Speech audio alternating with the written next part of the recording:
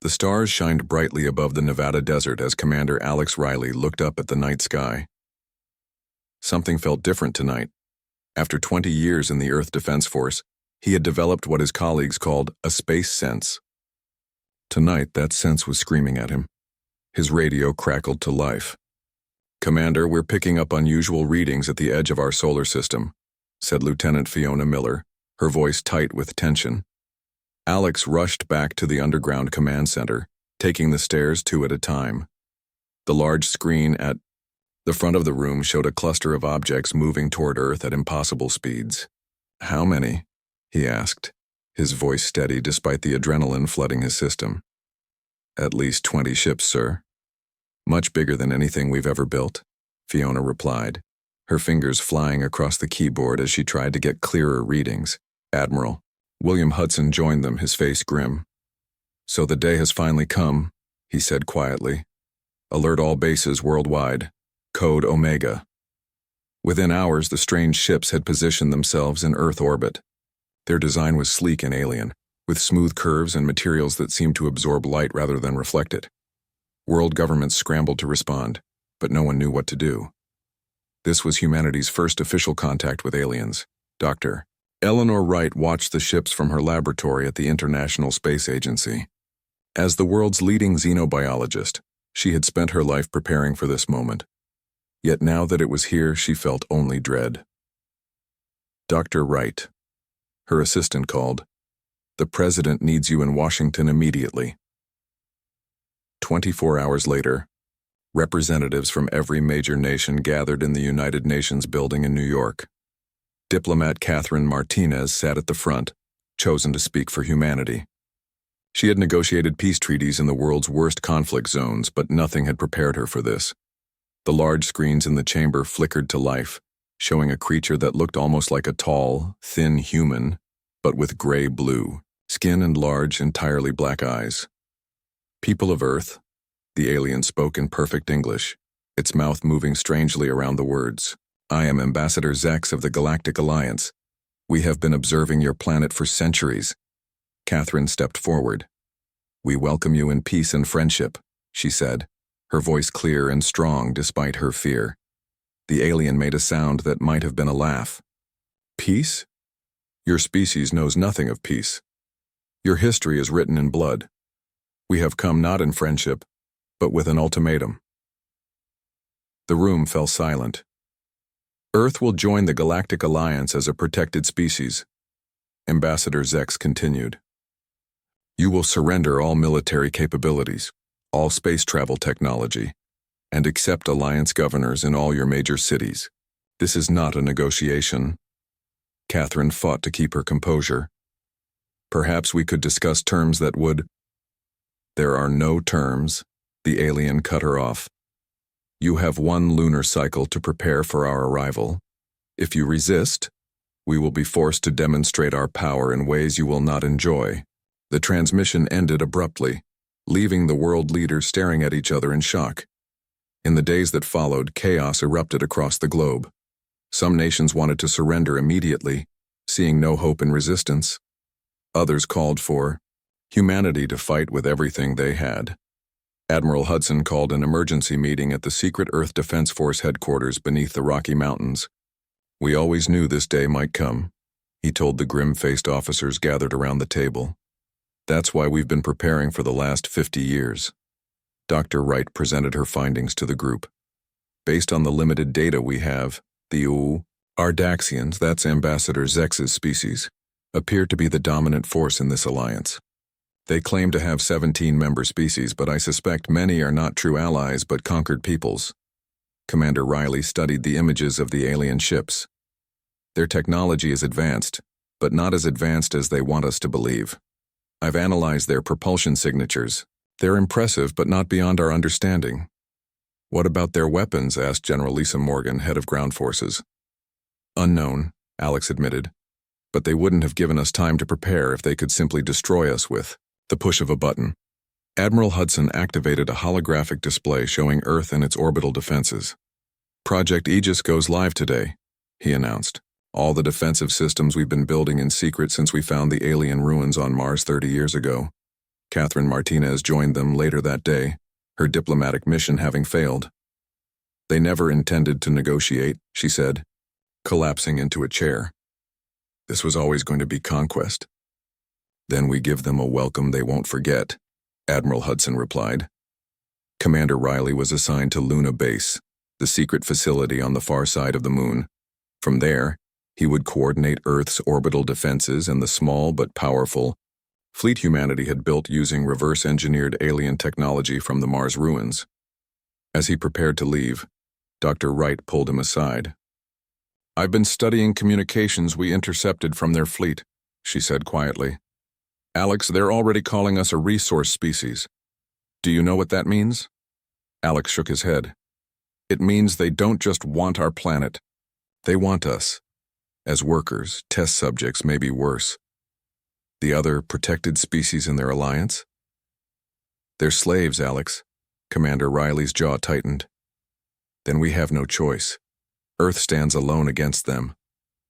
"Not alone," Eleanor corrected. "Him." United.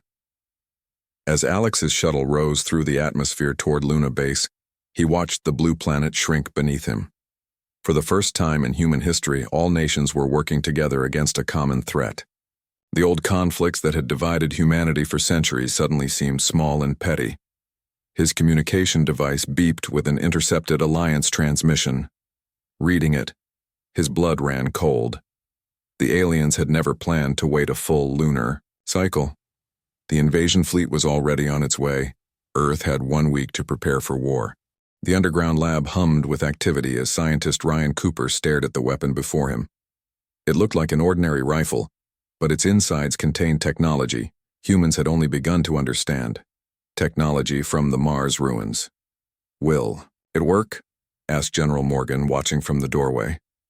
Ryan nodded without looking up. "The tests show it can penetrate their ship armor. We've made 50 so far. By next week, we'll have 5,000.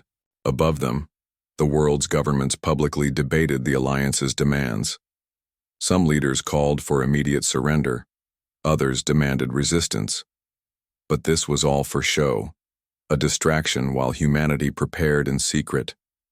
Far from Earth, Captain Olivia Blackwood guided her ship through the shadows of Jupiter's moons. The USS Defiant was humanity's first true stealth vessel, invisible to most scanning technologies. Her mission: deploy advanced sensor satellites throughout the solar system. "Approaching drop point 5, said her pilot, Lieutenant Greg Foster. No sign of Alliance patrols. Olivia checked her screens one last time. "Deploy satellite and move to the next position." A small object silently ejected from the ship, drifting until its propulsion system activated, guiding it to its final location. Once there, it would join a network designed by engineer Samuel Garcia, Earth's early warning system. Back on Earth, Samuel worked around the clock at the Hawaiian underwater base. Massive defense platforms hidden on the ocean floor waited for his activation codes. Built in secret over decades, these platforms could launch interceptor missiles and energy weapons that no human conflict had ever required. "Power levels stable," his assistant reported. "All 23 platforms report ready status." Samuel nodded with satisfaction. "Now we wait." At the heart of Earth's defense plans was Communications Officer Daniel Patel. His team had created a global network that hijacked the Alliance's own communication signals. From their base inside Mount Fuji, they listened to everything the aliens said to each other. "They think we're primitives," Daniel told Admiral Hudson during their daily briefing.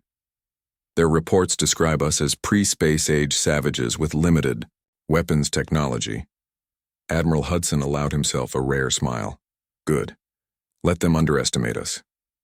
The intercepted communications revealed crucial information.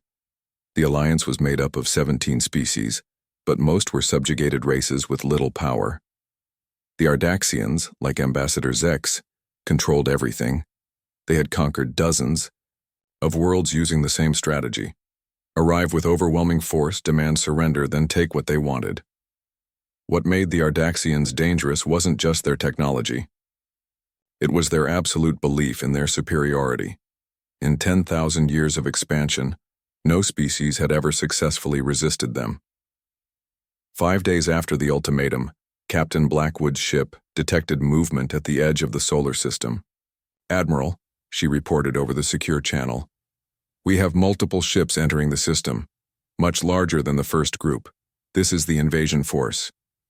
Admiral Hudson immediately activated Earth's defense protocol. "All units to battle stations. Operation Defiance begins now." Around the world, military personnel disappeared from their regular posts, reporting instead to secret facilities. Weapons were distributed. Defense systems powered up. The trap was set. On Luna Base, Commander Riley watched tactical displays as the invasion fleet approached. 57 massive ships, each carrying thousands of Ardaxian troops and combat vehicles. "They're not even trying to hide their approach," he told Dr. Wright over the video link. "They're coming straight for Earth." Eleanor nodded grimly. "They don't see us as a threat, that's our advantage." The Alliance ships ignored Mars completely, not bothering to check the abandoned human research stations. This was their first mistake. Hidden within those stations were missile launchers, programmed to fire once the enemy passed. Captain Blackwood watched from her hiding place near Europa as hundreds of missiles suddenly launched from the Martian surface, streaking toward the invasion fleet. "They've spotted the missiles," her tactical officer reported. "They're changing formation." The Alliance ships easily destroyed most of the missiles, but they had accomplished their purpose, forcing the fleet to break formation and reveal their defensive capabilities. "We have their weapons signatures," Daniel Patel confirmed from Earth, "transmitting data to all defense units now." As the Alliance fleet approached the moon, they finally slowed, perhaps growing more cautious after the surprise attack. "Ambassador," Zek sent a transmission to Earth. "Your primitive attempt to stop us has failed," the alien's voice echoed through global communication channels. "This display of hostility means we will no longer offer protected status. Surrender unconditionally or be destroyed." No one replied. The silence was deliberate, another part of the plan. Confused by the lack of response, the Alliance fleet split into 3 groups. The largest continued toward Earth. The others moved to secure orbital positions around the Moon and Mars. This was exactly what Earth's defenders had hoped for. As the first Alliance ships entered Earth orbit, Samuel Garcia activated the ocean defense platforms. Massive missile launchers rose from the seas, catching the aliens completely by surprise. In space, Commander Riley gave the order for Luna Base to reveal itself. Hidden weapons emerged from the lunar surface, targeting the nearest alien ships. And from behind Jupiter's moons, Captain Blackwood led a fleet of Earth vessels that the Alliance never knew existed. "All ships, engage targets," she ordered. "Remember, your training. Hit and move, don't stay in one place." The battle for Earth had begun, and for the first time in their long history of conquest, the Ardaxians faced an enemy who had prepared for their arrival. In his command ship, Ambassador Zex watched in disbelief as human defenses appeared from nowhere. "Impossible," he hissed. "They're just primitives. How could they have such weapons?" His second-in-command studied the data with growing concern. "Sir, these are not primitive weapons. Some of this technology appears similar to our own." Zex's black eyes narrowed. "Find out how they got it, and crush their resistance immediately. I want this planet secured within 1 rotation." But as reports of damage to his fleet started coming in, Ambassador Zex began to wonder if conquering Earth might be more difficult than anyone had expected. The morning sky over Beijing filled with fire as Alliance dropships descended through the atmosphere. General Sophia Chen watched from her command center beneath the city as radar tracked hundreds of alien vessels. "All defense grids active," her lieutenant reported. "Ground forces in position." Sophia had spent 15 years in the Chinese military before joining the Earth Defense Force. She knew the aliens would expect an easy victory. They would be wrong. "Wait until they land," she ordered. "Let them think we're helpless." The first wave of dropships landed in parks and wide streets. Huge doors opened and alien soldiers marched out in perfect formation. They wore armor that shimmered with a blue glow and carried weapons that looked like long, curved spines. Sophia waited until the aliens had moved away from their ships. All units, engage. Across the city, hidden weapon emplacements activated. Soldiers using Ryan Cooper's special rifles opened fire from concealed positions. The alien armor, designed to stop energy weapons, proved surprisingly vulnerable to the hybrid technology. Similar scenes played out across the globe as the invasion force landed in major cities. The aliens had expected to face primitive weapons and disorganized resistance. Instead, they found a prepared enemy with technology that could hurt them. High above Earth, pilot Jason Rodriguez led his squadron against the alien fighters. His F-35X looked like a standard human jet fighter from the outside, but its engines and weapons had been upgraded with technology from the Mars ruins. "Eagle Squadron, form up on me," he called over the radio. "Remember your training. Don't let them get a lock on you." The alien fighters were faster and more heavily armed, but they flew in predictable patterns. Jason and his pilots used this against them, striking quickly before disappearing into clouds or flying close to the ground where sensors struggled to track them. In orbit, Tactical Officer Benjamin Hayes commanded the space station Artemis, hidden on the dark side of Earth's moon until now. As the main Alliance warships moved into position to bombard Earth, Benjamin activated the station's weapon systems. "Target their command ship," he ordered. "Fire when ready." A beam of intense light shot from the station, slicing through the shields of an Alliance warship.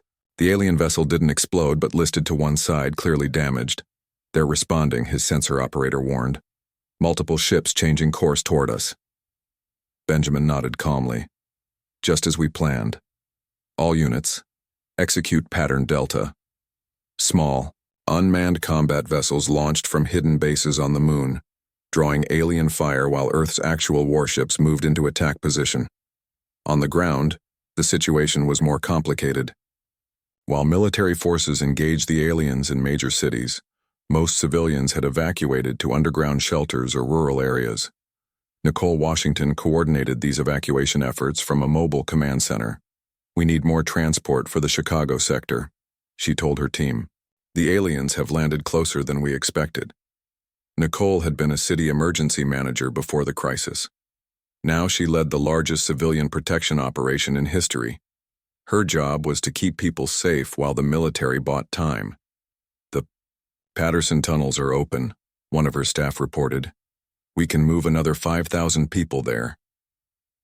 The tunnels were part of a vast underground network built over the last 20 years, another piece of humanity's secret preparations.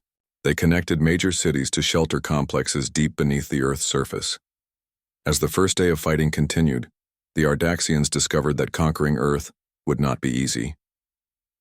Ambassador Zex demanded reports from his field commanders, growing increasingly angry at the news. "How are they fighting back so effectively?" he shouted at his strategic officer. "You told me they had no advanced weapons." "The humans are using technology they should not have," the officer replied cautiously. "Some of their weapons appear based on Calarian design." Zex froze. The Calarians were an ancient race that had disappeared 5,000 years ago. "Impossible. Search their planet. Find the source of this technology." In Earth orbit, Commander Alex Riley received word that the Alliance was sending a second wave of troops. "They're adapting their strategy," he told Admiral Hudson over the secure channel. "The next wave will be harder to fight." Hudson nodded grimly. "It's time for Phase 2. Is Captain Blackwood in position?" "Yes, sir. Her fleet is ready." The plan was dangerous but necessary. While Earth forces engaged the aliens on the ground and in orbit, Captain Olivia Blackwood would lead a small fleet behind enemy lines to attack their supply ships. Olivia guided her vessel through the chaos of battle, 7 other ships following in tight formation. "All ships, activate stealth systems," she ordered. "Maintain radio silence until we reach the target." The Earth ships seemed to fade from view as their experimental cloaking technology engaged. They slipped past the main battle, heading for the outer system where Alliance supply vessels waited. Back on Earth, the fighting intensified. In London, alien troops pushed toward the city center. In Moscow, human defenders held the line with the help of automated defense turrets. In Cairo, the battle raged street by street. Dr. Eleanor Wright worked frantically in her underground lab, studying alien tissue samples from fallen soldiers. Their biology is fascinating, she told her team. Their cellular structure is denser than ours, but more vulnerable to certain frequencies. This information could help create more effective weapons, but time was running out. Despite Earth's preparations, the Alliance had numbers and resources that humans couldn't match in a long.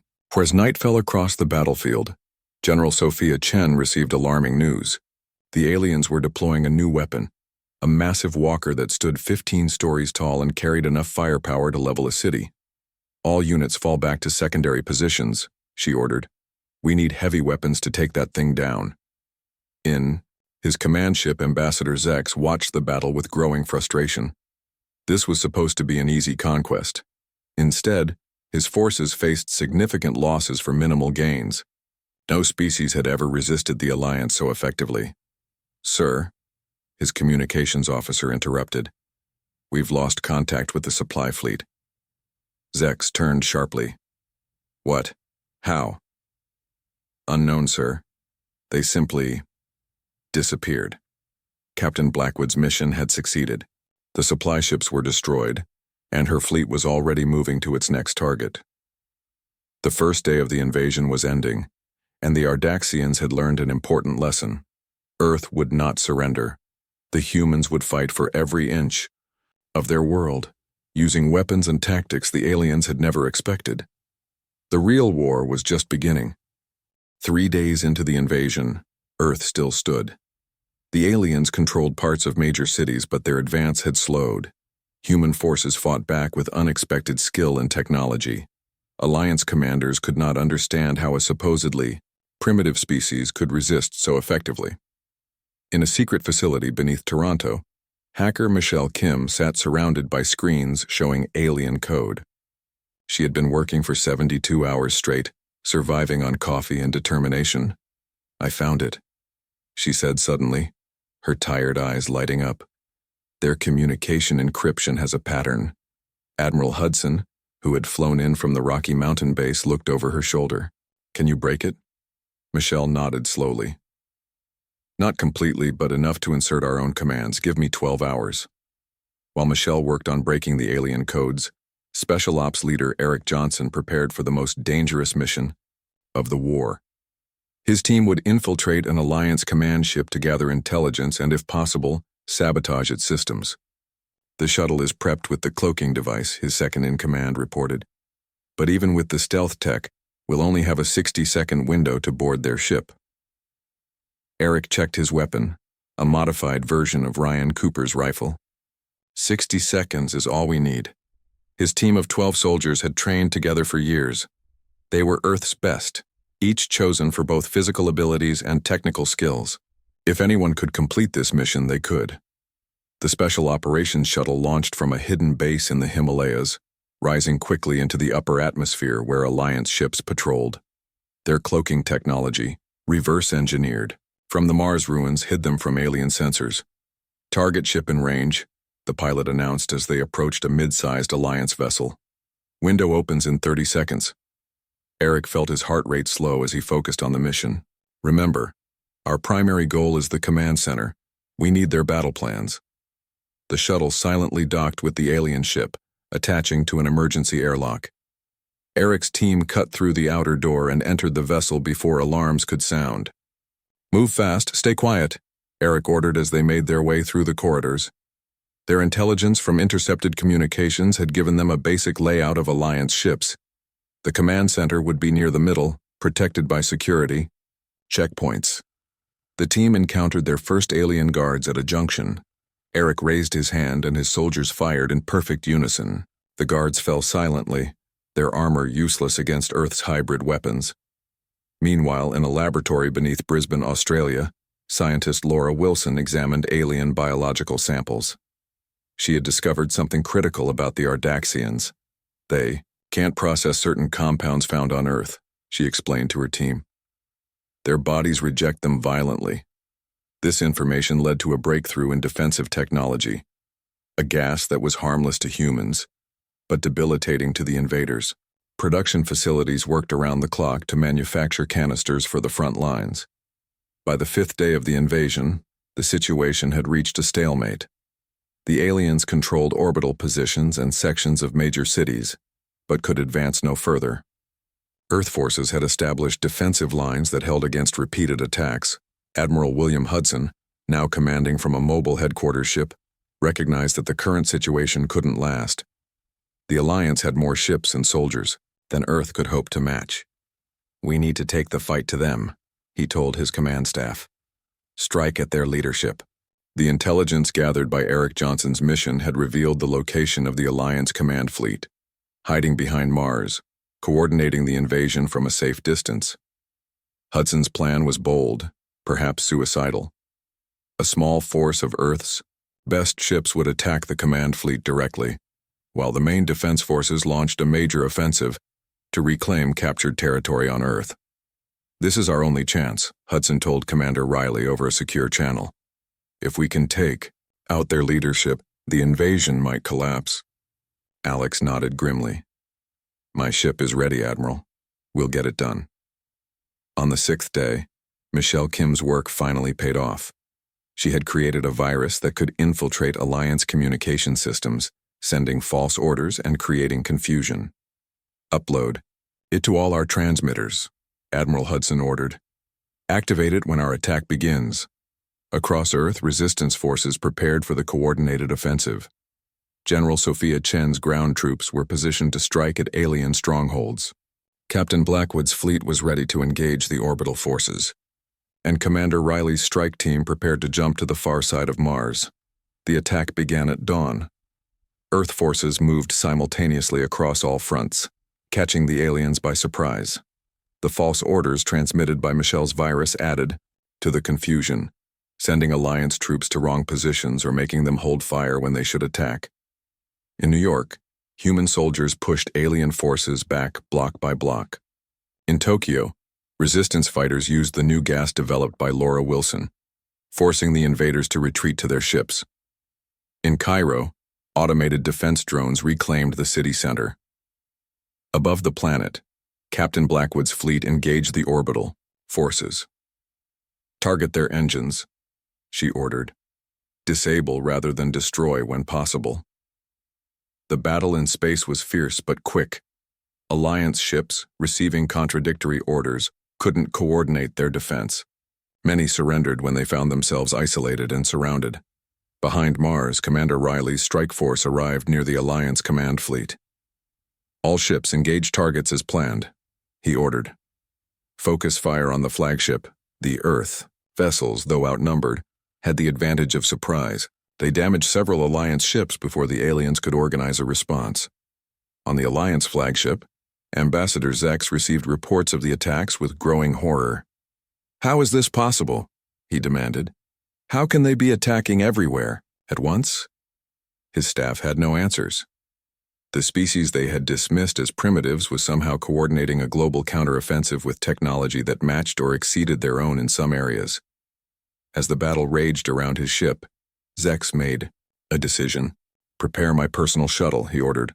"I must report this situation to the High Council directly."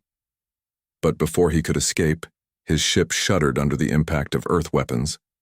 Commander Riley's forces had broken through the defensive screen and were targeting the flagship directly. "Sir, they're demanding our surrender," his communications officer reported with disbelief. Zex stared at the message on his screen. It was impossible.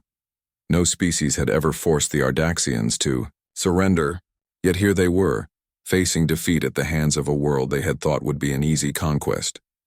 For the first time in the long history of the Alliance, an invasion had failed, and the humans' message was clear. Earth stands alone, not by choice, but by right and capability. The turning point had come, and the war for Earth was about to enter its final phase. Ambassador Zex stared at the humans standing before him. Commander Alex Riley had boarded the damaged Alliance flagship under a flag of truce, bringing an offer that no Ardaxian had ever expected to hear. "You want us to surrender?" Zex asked, his black eyes narrowing in disbelief. Alex stood tall, unflinching before the alien leader. "Not surrender. Negotiate. This war can end today, with no more bloodshed on either side." The command center around them was damaged but functional. Through the viewports, they could see Earthships surrounding the Alliance fleet. What had begun as a simple conquest had become a military disaster. How? Zex demanded. How did your primitive species develop such technology, such tactics? Alex smiled slightly. We were never primitive. We simply kept our true capabilities hidden, knowing that one day we might face a threat like yours. The truth was more complex. Humanity had found the ruins on Mars 30 years earlier, an outpost of the ancient Calarian civilization that had once challenged the Ardaxians before disappearing. The technology there had given Earth a fighting chance, but there was something more important that the aliens had failed to understand. Something that made humans uniquely dangerous. Your species has never faced extinction, Alex explained. The Ardaxians have always been the conquerors, never the conquered. Humans have lived our entire history under threat, from nature, from each other, and now from you. We've spent thousands of years preparing for this moment, not even knowing what the threat would be. On Earth, President Samantha Powell addressed the United Nations. Representatives from every nation listened as she outlined the proposed peace terms. We do not seek to destroy the Alliance, she said firmly. We seek to reform it. No more conquered worlds. No more protected species. A true alliance of equals. Dr. Eleanor Wright had joined the diplomatic team, using her knowledge of alien biology and culture to help craft terms that the Ardaxians might accept. She had discovered something surprising in her research. Not all species in the Alliance support the Ardaxians, she told President Powell privately. Many joined under threat just as we were asked to do. If we can reach them, we might find allies. One such potential ally had already emerged. Alliance General Corvash, commanding the forces in Asia, had contacted General Sophia Chen to discuss terms. His species, the Dracari, had been among the first conquered by the Ardaxians centuries ago. The humans fight like no species we have ever encountered, Corvash told his officers. They could have destroyed us, yet they offer peace. Perhaps it is time to reconsider our place in the Alliance. Similar conversations happened across the globe as Alliance commanders faced an impossible situation. Their supply lines were cut. Their communications were compromised, and the humans kept revealing new weapons and tactics that the invaders couldn't counter. Back on the Alliance flagship, Commander Riley continued the negotiations. Earth will join the galactic community, but as an independent power. We will trade, share knowledge, and cooperate with peaceful species, but we will never be conquered. Zex paced the command center, struggling with the concept of failure. In 10,000 years of expansion, the Ardaxians had never faced such resistance. And if we refuse? He asked finally. Then we continue fighting. Alex replied simply. You've seen what we can do with limited resources and preparation. Imagine what we'll accomplish now that we've captured your technology and learned your tactics. The threat was clear. Earth might not be able to defeat the entire Alliance, but they could make any invasion so costly that no rational leader would continue. After 3 days of tense negotiations, a historic moment arrived. Representatives from Earth and the Alliance gathered in a neutral location, the International Space Station, now expanded with sections that could support alien life forms. President Powell and Dr. Wright led the human delegation. Ambassador Zex and several other Alliance representatives, including General Corvash, represented the galactic powers. We propose a new framework for interstellar relations, President Powell began. The Sol Accords will establish Earth as an independent power with full rights to defend itself and explore space. In return, we offer our unique sciences and arts to enrich the galactic community. The negotiations lasted hours, broadcast to billions of humans and aliens alike. Dr. Wright discovered that several Alliance representatives secretly welcomed the change. The Ardaxians' absolute power had gone unchallenged for too long. General Corvash spoke for many when he addressed the gathering. The humans have shown us something we had forgotten, that true strength comes not from conquest but from independence. My people support the Soul Accords. One by one, other representatives joined him, leaving Ambassador Zex increasingly isolated. The Ardaxian Empire was crumbling before his eyes. Finally, understanding he had no choice, Zex added his mark to the document. The Alliance recognizes Earth as a sovereign power, he said stiffly. The war is over. Across Earth, celebrations erupted. After 2 weeks of brutal fighting, peace had returned. The alien ships began withdrawing from orbit, leaving behind only diplomatic vessels. In the aftermath, humanity began rebuilding. The technology captured during the war would accelerate human development by centuries. Earth would now take its place among the stars not as a conquered world, but as a respected power. Commander Riley and Dr. Wright stood on the observation deck of Luna Base, watching Earth rotate slowly below them. The blue planet seemed peaceful, from this distance showing no signs of the battle it had endured. "Do you think they understand now?" Eleanor asked quietly. Alex nodded. "I think they do. They finally understand the one rule they had forgotten. Earth stands alone," Eleanor said, completing the thought.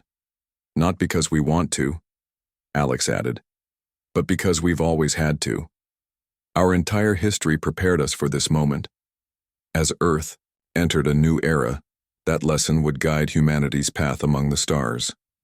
They would join the galactic community as equals, never as subjects. And if threatened again, Earth would stand alone, defiant, prepared, and unbroken. The Ardaxians had learned their lesson. Others would be wise to remember it.